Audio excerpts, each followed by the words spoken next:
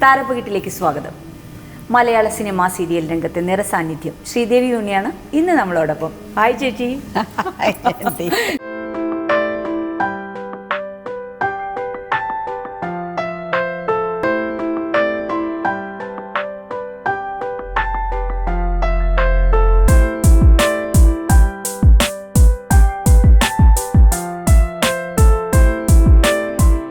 എനിക്ക് തോന്നുന്നു ചേച്ചി ഇപ്പം വീടുകളിലെ ഒരു സ്ഥിരം അതിഥിയാണ്. എങ്ങനെയുണ്ട് ആ ഒരു എക്സ്പീരിയൻസ്?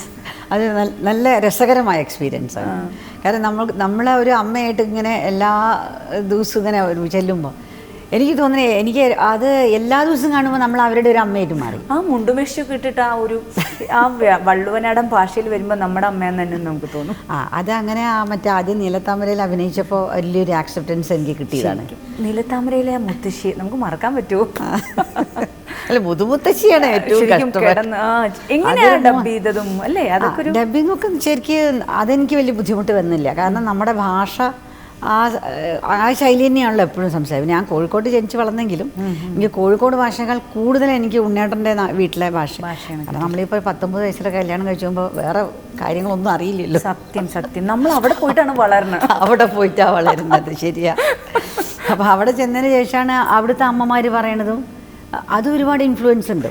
ബ്ലോട്ടിംഗ് പേപ്പർ നമ്മൾ ഒപ്പിയെടുക്കുക എന്തൊക്കെ കേൾക്കുമല്ലേ. അതാണ് ആ ഒരു പ്രായത്തിൽ അങ്ങനെ ചെയ്യാൻ പറ്റും. അപ്പോൾ അതിൽ പഠിച്ചിട്ടുള്ള ആ ഭാഷ പിന്നെ അവർ സംസാരിക്കുമ്പോൾ ഇവിടെ നിന്ന് അവർ സംസാരിക്കണം. അതുകൊണ്ട് എനിക്ക് വോളിയം കൂടുതലാണ് സംസാരിക്കുമ്പോൾ. കാരണം നമ്മുടെ ഇവിടെ നിന്ന് വലിയ വീടുകളാകുമ്പോൾ കുറേ ദൂരത്തായിരിക്കും ജോലിക്കാർ.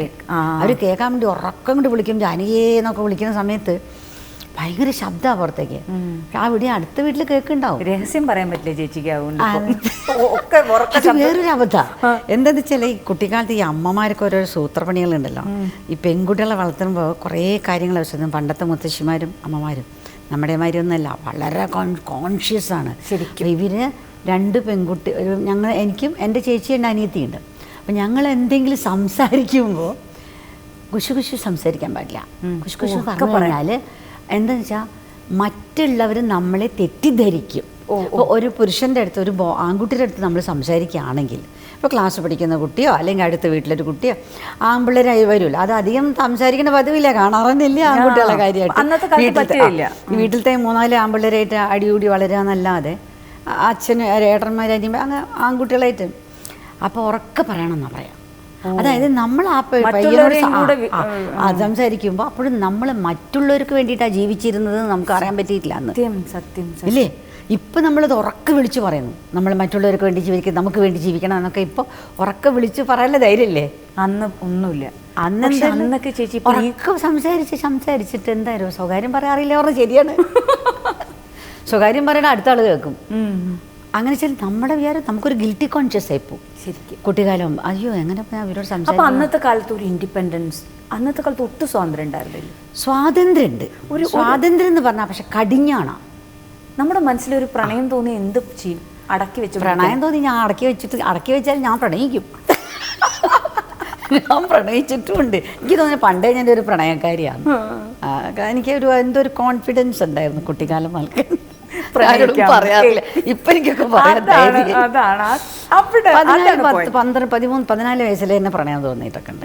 വെറുതെ പറയാല്ല. അതൊരു ഞാൻ പറയാന്ന് വെച്ചാൽ എനിക്ക് പറയാൻ കുറേ പറയും. ഒരു നമ്മളിപ്പോൾ വീട്ടിൽ വളർന്നൊരു പെൺകുട്ടി നമ്മൾ എനിക്ക് പറയാൻ പറ്റി എൻ്റെ വീട്ടിലത്തെ നായർ തറവാട്ടിൻ്റെ ആ കാര്യമല്ല എനിക്ക് പറയാൻ പറ്റുള്ളൂ. എക്സ്പീരിയൻസ് അനുഭവത്തെന്ന് പറയുകയാണെങ്കിൽ ഒരു 10-14 വയസ്സുള്ളൊരു കുട്ടി വളർന്നു വരുമ്പോൾ താൻ തരക്കടമൊന്നുമില്ല, ഹെൽത്തിയാണ്, കാണാനൊക്കെ ഹെൽത്തി എന്നേ പറയുള്ളൂ എന്ന്. കാരണം അന്നത്തെ സൗന്ദര്യത്തിന്റെ കോൺസെപ്റ്റ് വേറെയാണ്. അപ്പോൾ ഈ സൗന്ദര്യം എന്ന് പറയുന്നത്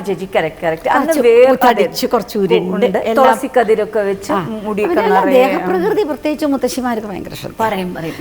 എനിക്ക് എന്തെങ്കിലും പനി പിടിച്ചോ എന്നറിയാം, അപ്പുറം അവരുടെ കുമ്പയും തരയൊക്കെ പോയി മുത്തശ്ശി പറയുന്നത്. അപ്പോൾ സൗന്ദര്യം കുറയാണ്.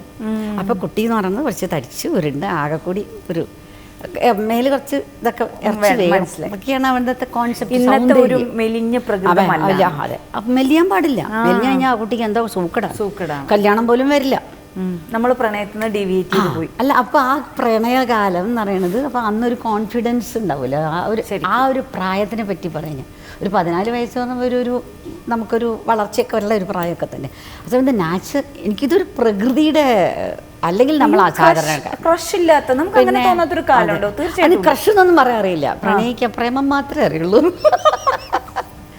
അതല്ല, പക്ഷെ അതൊന്നും വീട്ടിൽ പറയാനോ പറയാൻ പറ്റില്ല. അപ്പോൾ നമ്മൾ ഇഷ്ടപ്പെടുന്ന ആൺകുട്ടികളാണെങ്കിൽ നമ്മുടെ വീടിൻ്റെ അപ്പുറത്തെ മതിലിന് അപ്പുറത്ത് കൂടി അങ്ങോട്ട് റോഡിലൊക്കെ നടക്കുമ്പോൾ ഒരു ഷൂളം വിളിയൊക്കെ കേൾക്കുമ്പോഴേ പോയി നോക്കുന്നത് കണ്ണുകളിലൂടെയാണല്ലോ. എന്താളാണ് അല്ലേ? അതൊക്കെ കൊച്ചു കൊച്ചു സന്തോഷങ്ങൾ. സത്യം സത്യം. പക്ഷെ അത് നമ്മൾ അതിനെപ്പറ്റി വേറൊന്നിനും ആലോചിക്കുന്ന, ഒരു കല്യാണത്തിനെ പറ്റി ആലോചിക്കുന്നില്ല, അവിടെ ഒന്നും വരുന്നില്ല, ജീവിതത്തിന്റെ ഒന്നും വരുന്നില്ല. ആ പ്രണയം അവിടെ പൂവിട്ട് അത്രയും സായുജ്യം അടയാണ്. അത്ര ചെറിയ ചെറിയ കാര്യങ്ങൾ. പക്ഷെ ചിലപ്പോൾ മാറിക്കൊണ്ടിരിക്കും. ഇത് ശക്തമത്തായ ഒരു പ്രണയം വന്നു കഴിഞ്ഞാലല്ലേ മാറുമ്പോൾ ഡീവിയേഷൻ. ഈ പ്രായത്തിൽ പ്രണയം തോന്നുന്നു പറഞ്ഞാൽ അക്ഷന്തിമമായ ഒരു തെറ്റല്ല. അല്ല, ഞാൻ പറയുന്നത് അതൊരു പ്രകൃതിയിൽ വേണ്ടതാണെന്ന് ഞാൻ പറയുന്നത്. ഇല്ലാന്നുണ്ടെങ്കിൽ ആ ഒരു പെൺകുട്ടിയുടെ മാനസിക വളർച്ച കുറവും ഉറ്റിപ്പോവും. ഇപ്പം ഞാൻ ഒരുപാട് പെൺകുട്ടികളെ കൈകാര്യം ചെയ്യുന്നില്ല. ഇപ്പോൾ ഡാൻസ് പഠിപ്പിക്കുന്ന സ്ത്രീകൾ എല്ലാം അവർക്ക് എവിടെയോ ഒരു എലമെൻറ്റ് കുറവ് വരുന്ന അത് റൊമാൻസാണ്. ഞാൻ മനസ്സിലാക്കി അവരുള്ളിലുള്ള അത് നമ്മൾ പറയുന്ന റൊമാൻസാണ്.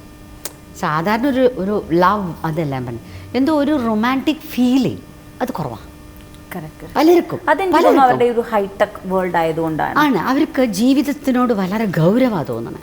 എങ്ങനെ ജീവിക്കും, എന്ത് ജോലി കിട്ടും, എന്ത് ശമ്പളം കിട്ടും, എനിക്ക് ഇങ്ങനെ അവർ പറഞ്ഞിട്ട് കാര്യമില്ല. പ്രൊഫഷണലാണ്, ഒരു പ്രൊഫഷണൽ അപ്രോച്ചാണ് എല്ലാത്തിനും. അതെ, എല്ലാം അവർക്ക് റിട്ടേൺ വേണം, അല്ലെങ്കിൽ അവർക്ക് ജീവിക്കാൻ പറ്റാത്ത ഒരു അവസ്ഥയിലാണ് ഇപ്പോൾ. അന്ന് ഞങ്ങളൊക്കെ ഭാഗ്യവന്മാരല്ലേ, നല്ല ഒക്കെ അണിഞ്ഞൊരുങ്ങി നടക്കുക. ആണ്ടർതി വരുമ്പോഴൊക്കെ തന്നെ ഓണം, വിഷു, തിരുവാതിര ആ സമയത്തൊക്കെ നമ്മുടെ വീട്ടിലും ജോയിൻറ്റ് ഫാമിലി ആകുമ്പോൾ നിറയെ ആൾ. ഒരു ചെറിയൊരു ബ്യൂട്ടി കോമ്പറ്റീഷനൊക്കെ അന്ന് നടക്കണ കാലം സിസ്റ്റേഴ്സും അമ്മായിമാരും എല്ലാവരും. നമുക്ക് ഇഷ്ടപ്പെട്ട ഒരു തുണി തിരഞ്ഞെടുക്കാനോ അല്ലെങ്കിൽ നമുക്ക് ചെന്ന് സെലക്ട് ചെയ്യാനോ അങ്ങനെയൊക്കെ പറ്റുമോ? അന്ന് ഒരു 17 വയസ്സായപ്പോഴാണ്. അന്ന് നമുക്ക് സെലക്ഷൻ അറിയില്ല. ഞങ്ങൾക്കൊന്നും സെലക്ഷൻ അറിയില്ല കുട്ടിക്കാലത്ത്. കാരണം ആദ്യം എൻ്റെ അച്ഛൻ്റെ കുറേ ക്ലയൻസൊക്കെ ഉണ്ട്. കോഴിക്കോടാണല്ലോ ഞാൻ വളർന്നത്. അപ്പോൾ അവിടെ കുറച്ച് ഇങ്ങനെ വലിയ വലിയ ചില ഷോപ്സൊക്കെ ഉണ്ട്. അപ്പോൾ ആ ഷോപ്സിൽ അച്ഛൻ പറഞ്ഞയച്ചാൽ ഫോൺ ചെയ്ത് പറഞ്ഞാൽ ഇത്ര കുട്ടികൾക്ക് ഇത്ര വേണം. അപ്പോൾ ഒന്നിച്ചൊരു ചിലപ്പോൾ പാവാടയ്ക്ക് തുണി ഒരു റോള് വരിക. ഓ, അത് ശരി. ആ സ്വർണ്ണ പാവാട എന്ന് പറയുന്നത് എനിക്ക് മറക്കാൻ കഴിയാത്ത കാര്യമാണ്. സ്വർണ്ണ പാവാട ഇതേമാതിരി ഗോൾഡ് ഏകദേശം അത് ബെഡ്ഷീറ്റ് മാതിരി ഇരിക്കും. ഇപ്പോഴത്തെ ബെഡ് സ്പ്രെഡ് ഇല്ലേ, മനസ്സിലായി, ആ പ്രിന്റ്. ഇപ്പോഴത്തെ ഒരു എങ്ങനെ നമ്മൾ ഈ രാജസ്ഥാൻ അതുപോലെ തന്നെ അതുകൊണ്ട് പാവാട തന്നെയാണ് കുറച്ച് കട്ടി കുറയും. അതാണ് സ്വർണ്ണ പാവാട. അത് അന്നത്തെ അപ്പൊ അതിങ്ങനെ ഇട്ട് പാവാടയും ബ്ലൗസും എനിക്കും ചേച്ചിക്കും അനിയത്തിക്കൊക്കെ ഒരേമാതിരി വരണം, ഒരുപോലെയാണ് ഡ്രസ്സ് തയ്പ്പിക്കുക. അപ്പോൾ അതിങ്ങനെ ഒന്നിച്ച് വന്നിട്ട് അമ്മ അതിനനുസരിച്ചൊരു ബ്ലൗസും. ഇതാണ് സ്വർണ്ണപ്പാവടയും ബ്ലൗസും. ഞാൻ വിളിക്കുന്നതിനെ സ്വർണ്ണപ്പാവാട. അപ്പോൾ ആ ഒരു സെലക്ഷൻ എന്ന് പറയുന്നത് എന്ത് കിട്ടിയാലും തൃപ്തിയായിരുന്നു. എനിക്കിത് വേണ്ട, എനിക്കിതെല്ലാ കളറെന്ന് പറയാനുള്ള ഒന്നുകിൽ ബുദ്ധിയില്ല, അല്ലെങ്കിൽ സെലക്ഷൻ എന്താണെന്ന് അറിയില്ല, അല്ലെങ്കിൽ അച്ഛനും അമ്മയും തന്നതാണ് എനിക്ക് ഏറ്റവും നല്ലത്. അത് അച്ഛനും അമ്മയും നല്ലതേ തരുള്ളൂ എന്നൊരു അന്തർലീനമായിട്ടുള്ള ഒരു വികാരം.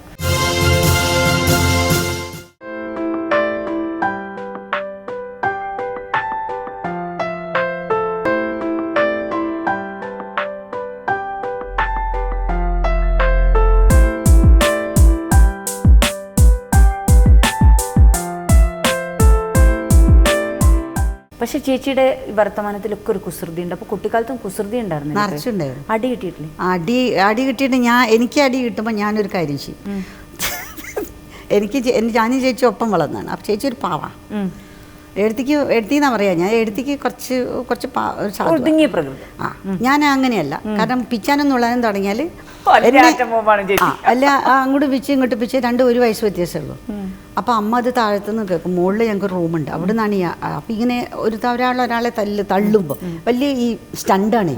അപ്പോൾ ഇടിക്കുമ്പോൾ അവിടെ താഴെ ശബ്ദം കേൾക്കും, വാതിലൊക്കെ പോയിട്ട് ഇടിക്കുമ്പോൾ ഉന്തുമ്പോൾ. അമ്മ അത് കേട്ട അമ്മ ഇങ്ങനെ ബാക്കിൽ ഒരു ചൂരിൽ ഇങ്ങനെ വെച്ച്, അമ്മ ഹെഡ് ടീച്ചറായി, നമ്മുടെ സ്കൂളുണ്ട്. അപ്പോൾ ഒരു ചൂരിൽ ബാക്കിൽ ഇങ്ങനെ വെക്കും.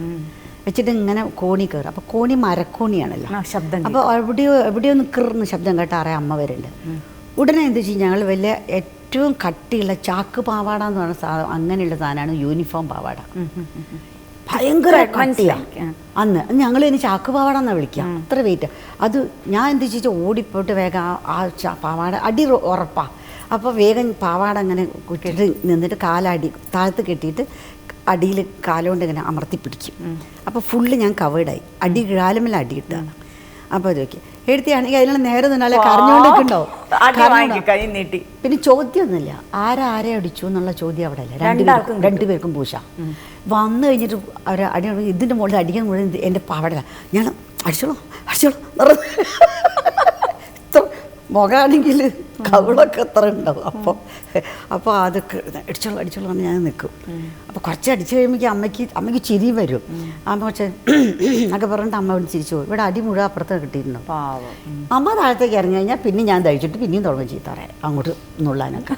അപ്പോൾ അമ്മേന്ന് വിളിച്ചു കഴിഞ്ഞാൽ ആർക്കായാലും അടി കിട്ടും. പറഞ്ഞ് കയൊന്നും ചെയ്യേണ്ട, വിളിക്കേണ്ടത് അങ്ങനെ എഴുതി ഒതുങ്ങും. ഇത്രയും അന്നത്തെ കാലത്തെ വിശേഷം പറഞ്ഞു. ഇപ്പോഴും നമുക്കൊക്കെ അറിയാത്തൊരു ഹൈടെക് അമ്മൂമ്മയാണ്.